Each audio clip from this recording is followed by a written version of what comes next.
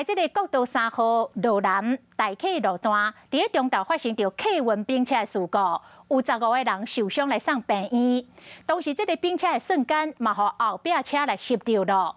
原来是这个客运咧变换车道要切出去。 挂车道的时阵，弄到头前的小货车，结果规台车是失去控制来并车，车体是倒摊起，翻占3个车道，敢若剩上内底的车道会当来通行，嘛造成路南3英往大客路段大塞车，行车速度只有10公里到30公里。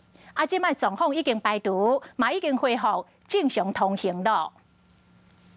Hello， 大家好，我是乃瑜，要教给大家2个任务。第一个，华视新闻的脸书专页，你按赞了吗？